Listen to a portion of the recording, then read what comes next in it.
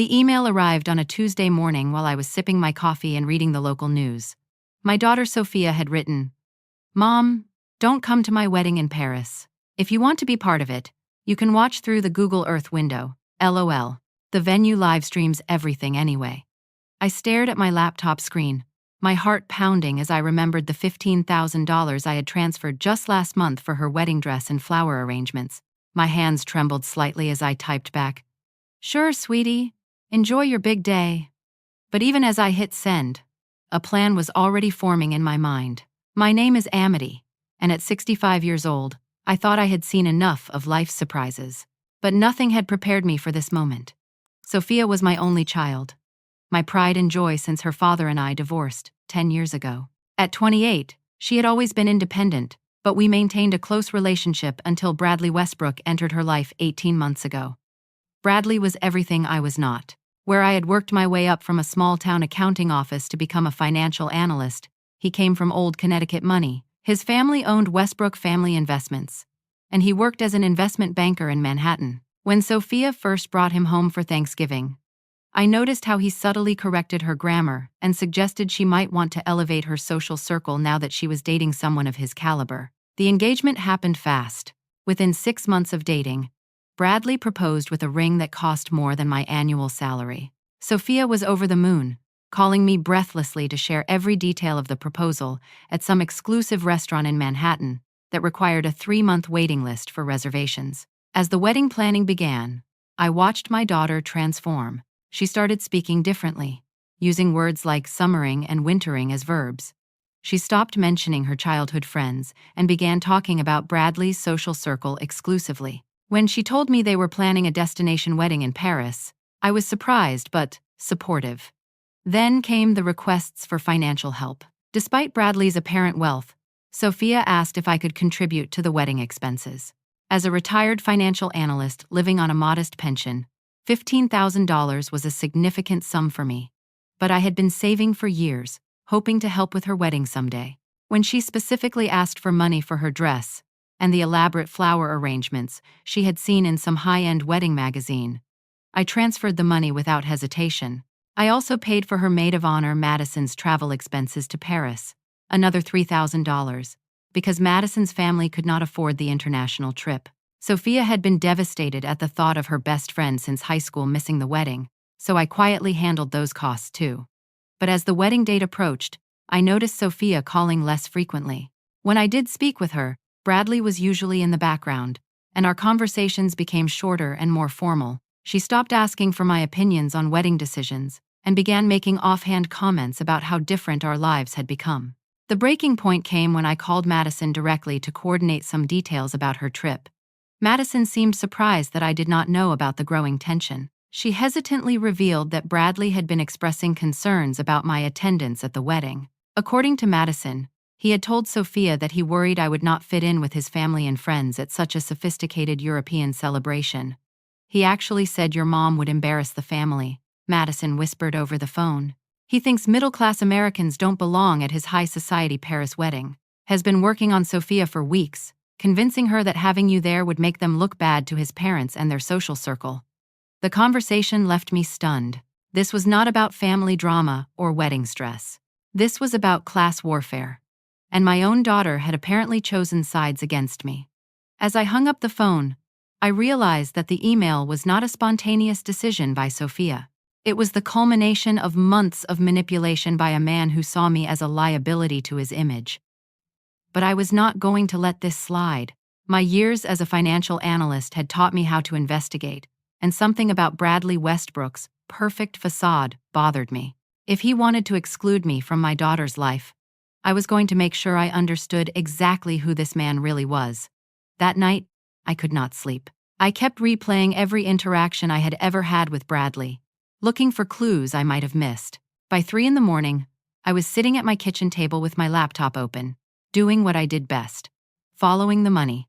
Bradley always talked about his family's investment business, but something about his explanations never quite added up. He was vague about specifics and changed the subject whenever I asked detailed questions about their investment strategies.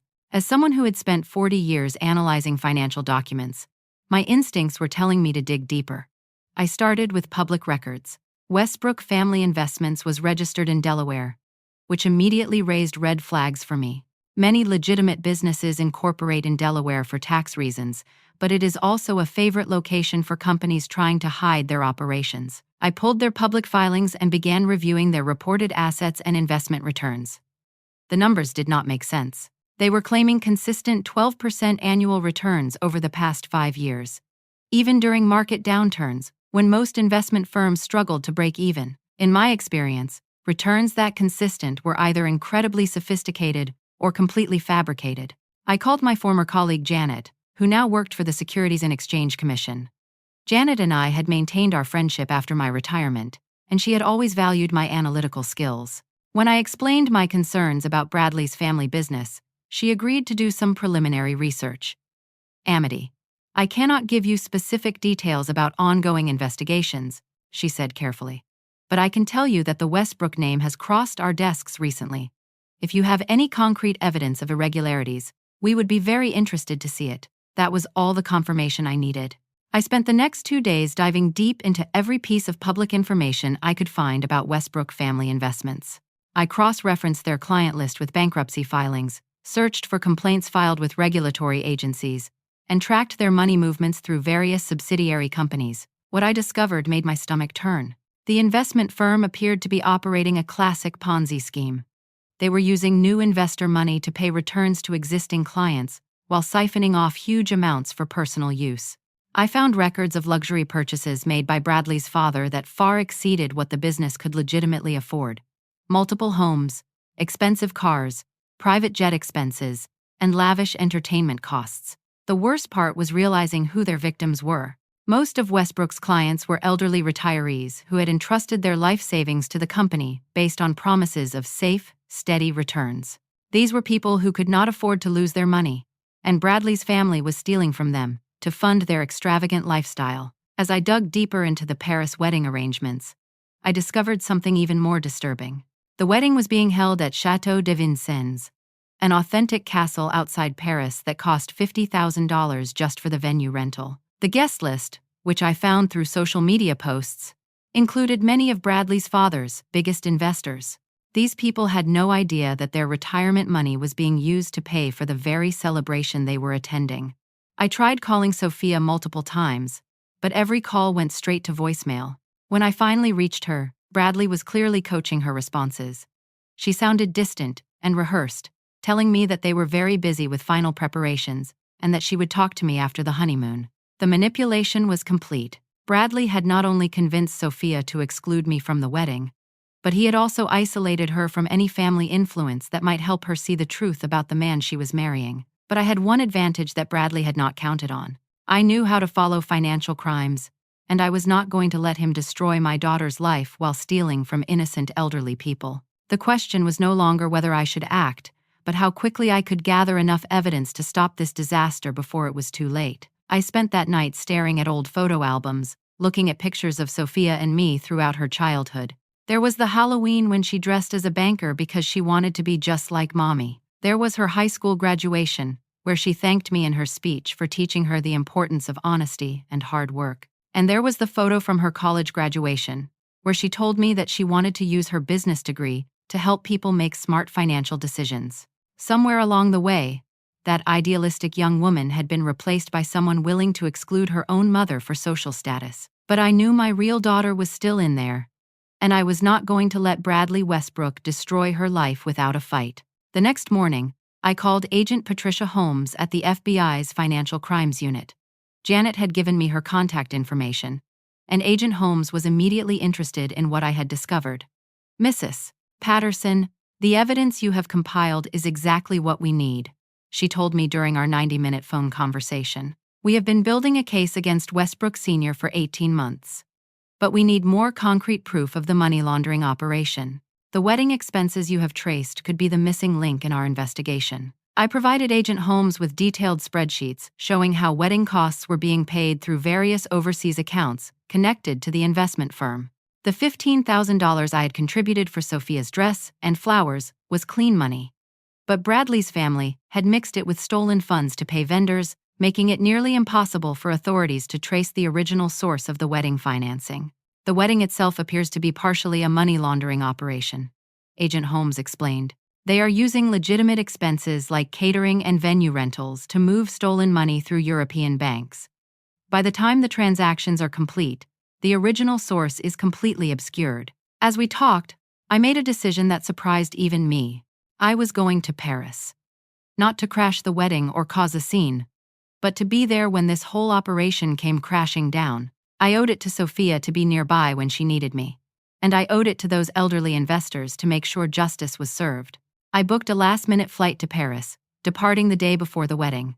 The ticket cost me $2,000 that I could not really afford, but I had made my choice. I researched the guest list more thoroughly and identified several elderly couples who had invested their entire retirement savings with Westbrook Family Investments. Dorothy Fleming, a 78-year-old widow, had invested her late husband's pension fund. Robert and Martha Chen, both in their 80s, had turned over their life savings based on promises of safe returns. These people deserved to know the truth before they lost everything.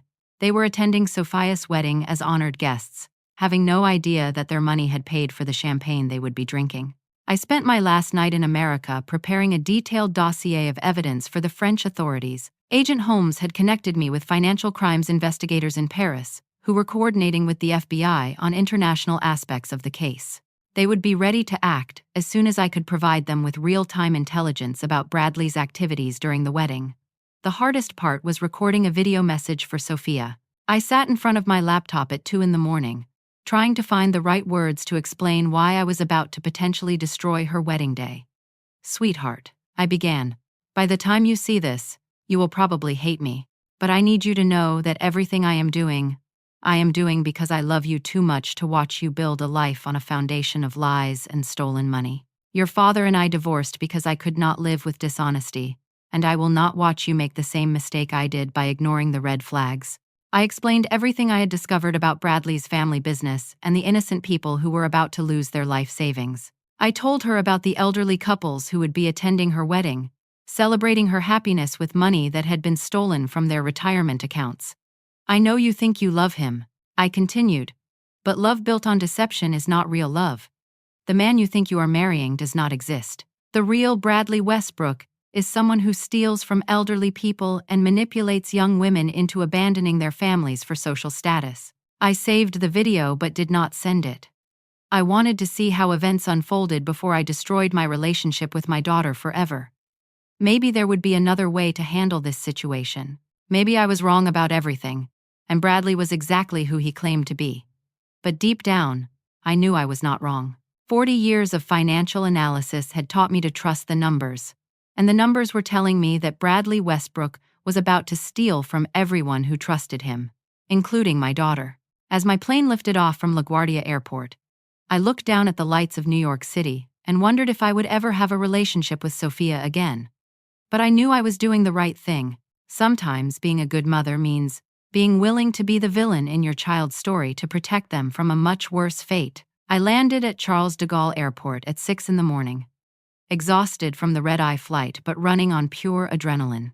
The taxi ride to Chateau de Vincennes gave me time to review the coordination plan Agent Holmes had helped me establish with the French authorities. Inspector Marie Dubois from the Paris Financial Crimes Unit had been tracking international money movements connected to the Westbrook case, and my real-time intelligence would help them execute arrests at the optimal moment. The chateau was everything Sophia had described in her excited phone calls months earlier.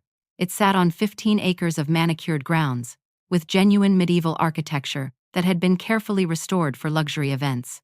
From my position in a cafe across the street, I could see the wedding preparations already underway despite the early hour. I ordered coffee and positioned myself with a clear view of the main entrance, using the small binoculars I had brought for this purpose.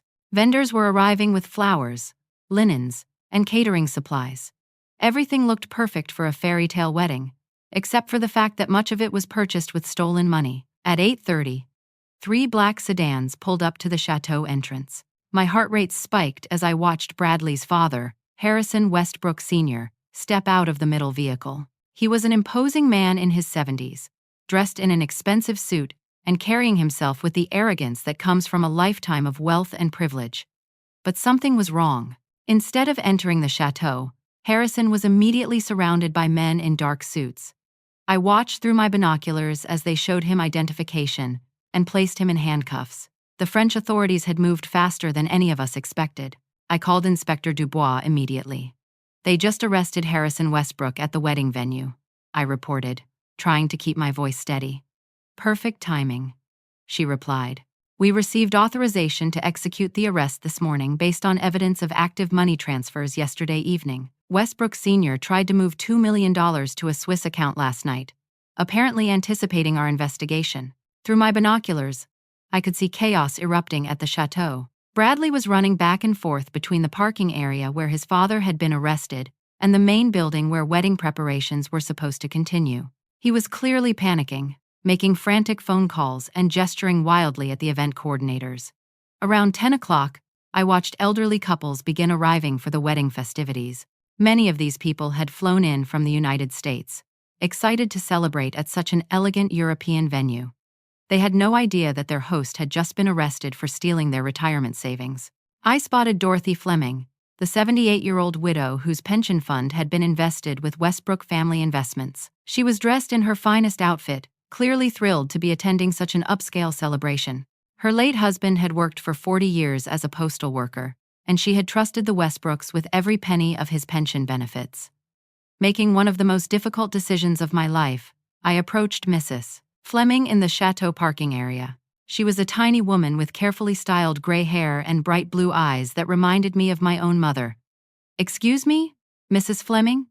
My name is Amity Patterson. I believe you have an investment account with Westbrook Family Investments." She smiled warmly. "Oh yes, dear. Harrison has been managing my husband's pension for 3 years now. Such a nice man, and the returns have been wonderful. Are you one of Harrison's clients too?" I took a deep breath. "Mrs. Fleming, I need to tell you something very important about your investment. Harrison Westbrook was just arrested by French authorities for operating a fraudulent investment scheme. I believe your pension money may have been stolen." The color drained from her face. "I don't understand. Harrison guaranteed my money was safe. He said I would never have to worry about financial security again. I know this is shocking, but I work with financial investigators, and we believe Harrison has been using new investor money to pay returns to existing clients while stealing the majority of funds for personal use. You should contact the FBI Financial Crimes Unit immediately to report your losses and help with the investigation." Mrs. Fleming began shaking, and I helped her sit down on a nearby bench. "But this is all I have," she whispered. "If my pension is gone, I don't know how I will survive. My Social Security check barely covers my rent." I stayed with Mrs. Fleming while she called her son in California to explain the situation. Word was beginning to spread among the other wedding guests as they realized that their host had been arrested. I could see Bradley through the chateau windows, still making desperate phone calls and clearly trying to figure out how to salvage the situation. Inspector Dubois called me with an update. "We need to move quickly on Bradley Westbrook. We have evidence that he is attempting to transfer remaining funds out of the country before we can freeze the accounts. Can you provide us with his exact location?" I looked through my binoculars and saw Bradley heading toward a black Mercedes parked behind the chateau. He was carrying a laptop bag and moving with the urgency of someone who knew his time was running out. "He is getting ready to leave the venue," I reported. "Black Mercedes. License plate starting with 7749. He appears to be fleeing. We will intercept him before he reaches the main road," Inspector Dubois assured me. "Thank you for your assistance, Madam Patterson. Your investigation made this possible." As I watched French police cars surround the chateau, I wondered where Sophia was in all this chaos. Her wedding day was turning into a crime scene investigation, and she still had no idea that her mother was in Paris, coordinating with international authorities to arrest her fiancé's family. By 11 o'clock, the chateau grounds looked like a disaster zone. Half the wedding guests were huddled in small groups, speaking in urgent whispers about Harrison Westbrook's arrest and the implications for their investments. The other half seemed confused about why their elegant celebration had turned into chaos. I could see Sophia through the chateau windows, and my heart broke for her. She was in her wedding dress, a stunning creation of French lace and silk that I had helped pay for. But instead of glowing with happiness, she looked confused and frightened.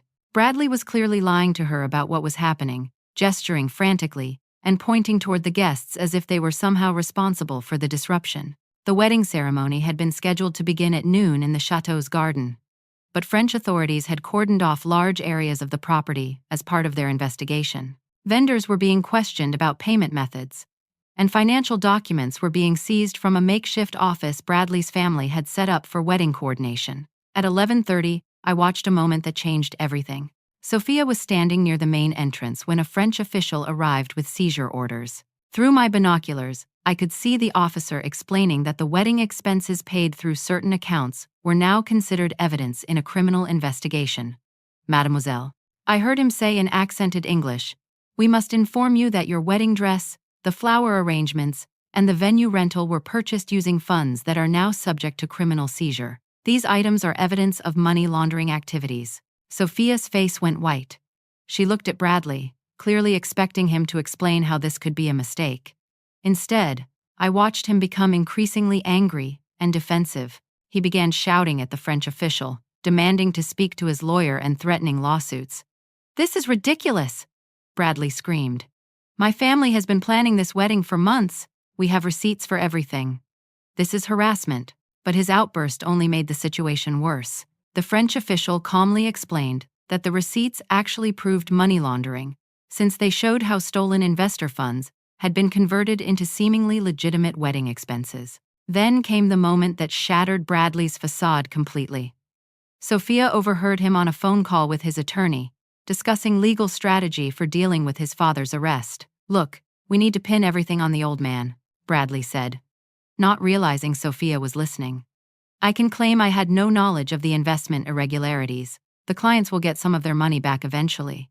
But we need to protect the offshore accounts before the feds freeze everything." Sophia stood frozen as she realized that Bradley was not upset about his father's arrest because of family loyalty or concern for the investors.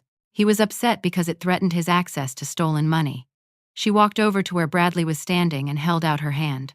"Let me see your phone," she said quietly. "What? Sophie. This is not the time for let me see your phone right now, Bradley." Reluctantly, he handed her the device. Sophia scrolled through his recent text messages, and I watched her face change as she discovered the truth about their relationship. According to Inspector Dubois, who had been monitoring Bradley's communications, his phone contained months of messages describing Sophia as a useful distraction and disparaging her family background. One message thread with his college friend was particularly devastating. "The middle-class girlfriend is getting clingy about her mother coming to the wedding. I told her the old lady would embarrass us in front of my parents' investors. Sophie is so desperate to fit in with our crowd that she will do whatever I suggest." Another message revealed his real feelings about their relationship. "Sophie is perfect for now, but I will need to upgrade to someone from a better family eventually. For now, she is naive enough to believe everything I tell her, and her mother's financial contribution helped cover some wedding costs." Sophia read message after message describing how Bradley had manipulated her into choosing him over her family, how he had isolated her from childhood friends, and how he viewed her as a temporary placeholder until he could find a wife who met his family's social standards. The final blow came when she found evidence of his attempts to access the offshore accounts his father had established. Bradley had been planning to disappear with stolen money immediately after their honeymoon, leaving Sophia and the defrauded investors to deal with the legal consequences. "You plan to abandon me," she said, her voice breaking. "You stole money from elderly people, and you are going to run away and leave me to face the investigators alone." Bradley's mask slipped completely. "Sophie, you don't understand how complicated this situation is. My family has obligations. Your family steals from retirees," she screamed. "Mrs. Fleming over there invested her husband's entire pension with your father. She is 78 years old, and now she has nothing because of you." I watched my daughter strip off her engagement ring and throw it at Bradley's feet. She was crying, but there was strength in her posture that reminded me of the determined little girl who had once stood up to playground bullies. "I need to call my mother," she said, pulling out her phone. "I need to tell her what happened and apologize for believing your lies about her." But when she tried to call me, my phone went straight to voicemail. I was sitting 200 yards away, coordinating with French authorities and helping elderly victims contact the FBI, but I could not answer Sophia's calls without revealing my location and potentially compromising the ongoing investigation.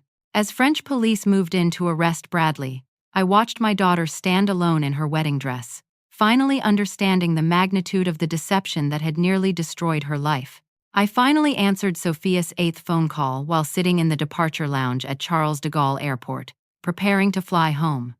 My heart was pounding as I heard her voice, filled with tears and desperation. "Mom, please tell me where you are. Please tell me you will forgive me for what I said in that email. I was so wrong about everything." I closed my eyes, trying to find the right words. "Sweetheart, I am here. I will always be here for you, but I uninvited you from my wedding. I chose Bradley over you. I let him convince me that you would embarrass our family. How can you possibly forgive me for that? Because you are my daughter, and I love you more than my own life," I said simply. And because I knew the real Sophia was still in there somewhere, just waiting for the right moment to stand up for what is right, I have been working with international investigators to make sure that Bradley and his father could not steal any more money from innocent people. Mrs. Fleming, that elderly woman at your wedding, invested her late husband's entire pension with Bradley's father. She would have lost everything if we had not acted quickly. I explained everything. The Ponzi scheme, the money laundering through wedding expenses, the elderly victims who had trusted their life savings to criminals. I told her about my investigation, my conversations with the FBI, and my decision to come to Paris to help coordinate the arrests. "You risked our relationship to protect strangers," Sophia said, and I could not tell if she was angry or amazed. "I risked our relationship to protect you from building a life with a criminal. And yes, I also protected strangers. Because that is what people do when they have the power to prevent others from being hurt. Can you meet me somewhere? I need to see you." An hour later, we sat across from each other at a small cafe near the Eiffel Tower. Sophia was still in her wedding dress, but she had removed the veil and most of the elaborate accessories. She looked like my little girl again, vulnerable and honest and real. "I am so ashamed of how I treated you," she began. "Bradley spent months convincing me that I needed to choose between my family and my future. He made me believe that being successful meant abandoning where I came from." I reached across the table and took her hands. "Tell me what happened. Help me understand how we got to this point." Sophia explained how Bradley had gradually isolated her from everyone who might question his influence. He had convinced her that her childhood friends were holding her back and that her family's modest background would limit her social opportunities. He had made her feel ashamed of her roots while promising her access to a glamorous world she had never imagined. "He made me feel like I was not good enough just as I was," she said. "He convinced me that I needed to change everything about myself to deserve love and respect. I started talking differently, dressing differently, even thinking differently about people like you and our neighbors back home." "What about the money I contributed to the wedding?" I asked. "Did you know it was being mixed with stolen funds?" "I had no idea. Bradley handled all the financial arrangements, and I trusted him completely. When you sent the $15,000 for my dress and flowers, I thought it was going directly to the vendors. I never imagined it was being laundered through overseas accounts with money stolen from retirees." We talked for 2 hours about manipulation, trust, and the difference between love and control. I told Sophia about my own experience with her father, who had gradually become controlling and dishonest before our divorce. I explained how I had learned to recognize the warning signs of emotional manipulation, and how proud I was that she had found the strength to stand up to Bradley when she discovered the truth. "I want to do something to help the people who lost money," Sophia said. Mrs. Fleming came up to me before I left the chateau. She thanked me for having such a brave mother, who helped save her from losing even more of her pension. I felt so ashamed that I had been part of the family that stole from her. As we sat together, watching the sunset behind the Eiffel Tower, I realized that this disaster had actually given us an opportunity to rebuild our relationship on a foundation of honesty and shared values. Sophia was no longer trying to be someone else to earn love and acceptance. She was ready to be herself again. "I love you for who you have always been," I told her. "I love your kindness, your intelligence, and your strong sense of right and wrong. I never needed you to change to earn my love, and I never will. I love you too, Mom. And I promise, I will never let anyone convince me to choose between love and family again." Agent Patricia Holmes called while we were finishing our coffee to update us on the investigation. Bradley had been arrested attempting to flee France with 2 laptops containing financial records and account access information. His father had been formally charged with wire fraud, money laundering, and operating an investment scheme that had defrauded over 200 families of their retirement savings. The evidence your mother provided was crucial to building our case, Agent Holmes told Sophia. Without her investigation and real-time intelligence, Bradley might have escaped with millions of dollars in stolen funds. As Sophia listened to Agent Holmes explain the scope of the crimes, I watched her face change. She was no longer the confused young woman who had been manipulated into betraying her family. She was angry, determined, and ready to help make things right. "What can I do to help the investigation?" she asked. "I want to make sure these people get their money back." That was the moment I knew my daughter was going to be fine. She had learned the hard way that real character is revealed not by social status or wealth, but by how people treat others when they have nothing to gain. Bradley Westbrook had failed that test spectacularly, but Sophia had passed it when she stood up for elderly victims she barely knew. 3 months later, I was sitting in my kitchen on a Saturday morning, listening to Sophia tell me about her new job over our weekly video call. She had moved back to our hometown and taken a position with a nonprofit organization that helps elderly people protect themselves from financial fraud. Her work involved educating seniors about warning signs of investment scams and helping victims navigate the legal system to recover stolen funds. "Mrs. Fleming called me yesterday," Sophia told me, her face bright with satisfaction. "The FBI recovered 80% of her pension funds from offshore accounts.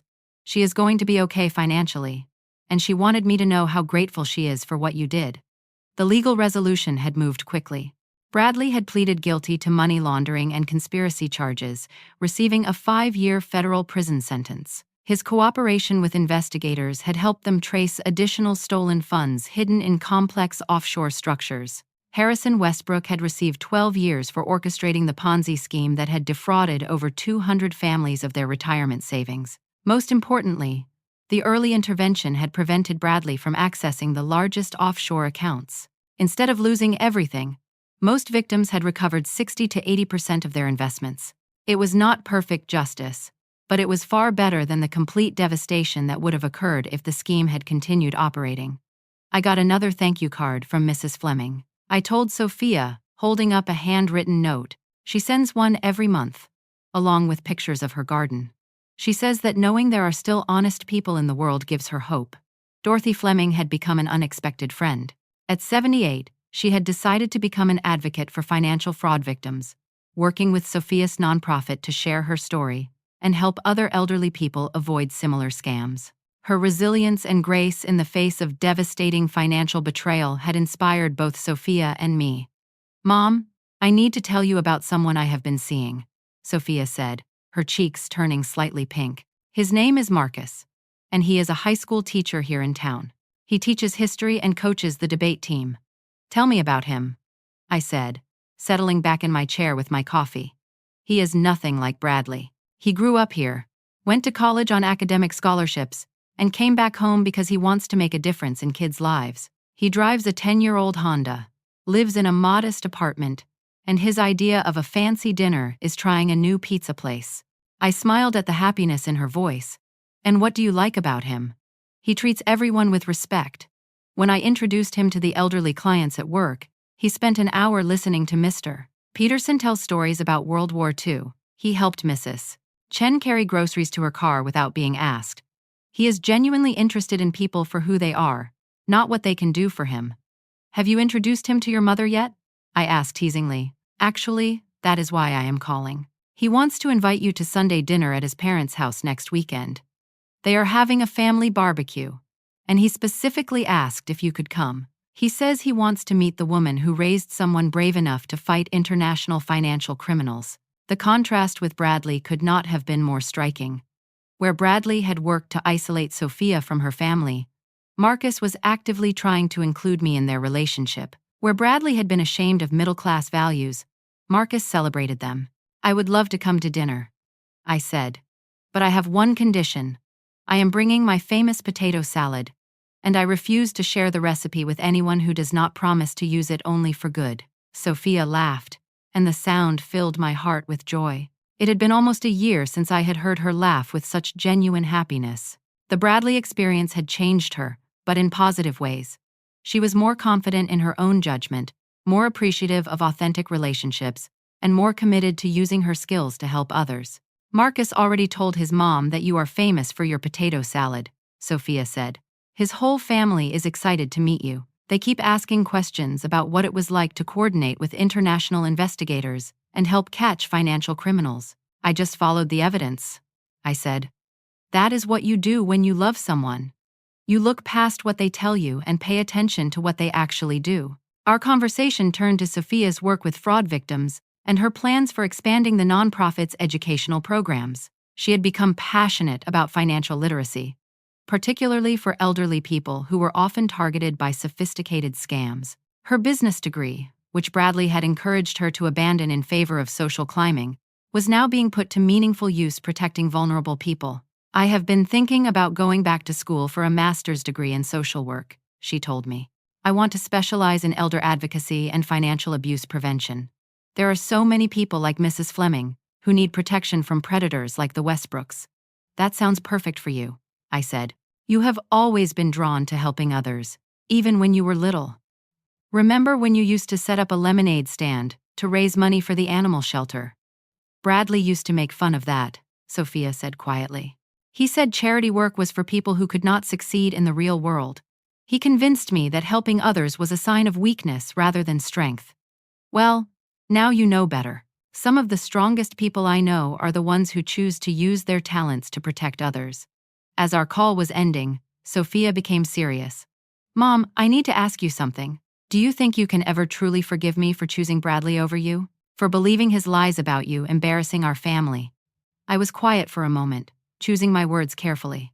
Sweetheart, there is nothing to forgive. You were manipulated by someone who was very skilled at emotional manipulation. The important thing is that when you discovered the truth, you had the courage to act on it. You stood up for elderly victims you barely knew, even when it meant admitting you had been wrong about everything. But I hurt you. I uninvited you from my wedding and made you feel like you were not good enough for my new life. You hurt me, I acknowledged. But you also taught me something important about the strength of our relationship. Love that can survive truth-telling and grow stronger because of honesty is real love. Love that requires lies and manipulation to survive is not love at all. I understand that now, she said. Marcus and I talk about everything. When we disagree, we work through it together instead of one person trying to control the other. When he has concerns about something, he tells me directly instead of manipulating me into doing what he wants. It is so different from what I had with Bradley. That is how healthy relationships work, I said. Partners support each other's growth instead of demanding that one person diminish themselves to make the other person feel better. After we hung up, I sat in my kitchen thinking about the journey we had both taken over the past few months. Sophia had learned to value character over status and authenticity over social climbing. I had learned that sometimes protecting the people we love means being willing to risk their temporary anger to save them from lasting harm. The investigation had also taught me something about the ripple effects of moral courage. By acting to protect elderly fraud victims, I had inadvertently saved my daughter from a lifetime with a criminal. By choosing to trust my instincts about Bradley, despite social pressure to accept him, I had prevented Sophia from becoming an unwitting accomplice to financial crimes.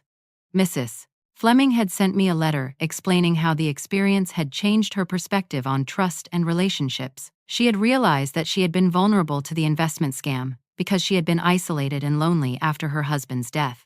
The Westbrooks had exploited her grief and her need for human connection, using fake friendship to steal her financial security. Your daughter visits me every week now, Mrs. Fleming had written. She brings me groceries and helps me understand my finances so I will never be vulnerable to scams again. But more than that, she listens to my stories and treats me like family. You raised a wonderful young woman, and I am grateful every day that you had the courage to protect people like me. That letter was framed on my kitchen wall, next to a photo of Sophia and me taken during her visit last month. In the picture, we are both laughing at something silly, and our faces show the relaxed joy that comes from being completely honest with each other. The story had taught both of us that real love sometimes requires making hard choices that feel like betrayal in the moment, but prove to be protection in the long run. A parent's job is not to make their child happy in the short term, but to help them build a life based on honesty, compassion, and strong moral principles. As I prepared to drive to Marcus' family barbecue the following weekend, I reflected on how much our lives had changed since that terrible email arrived in my kitchen. Sophia had transformed from a young woman desperately seeking approval from the wrong person into a confident advocate for vulnerable people. I had evolved from a hurt, excluded mother into someone who trusted her judgment enough to take difficult action when necessary.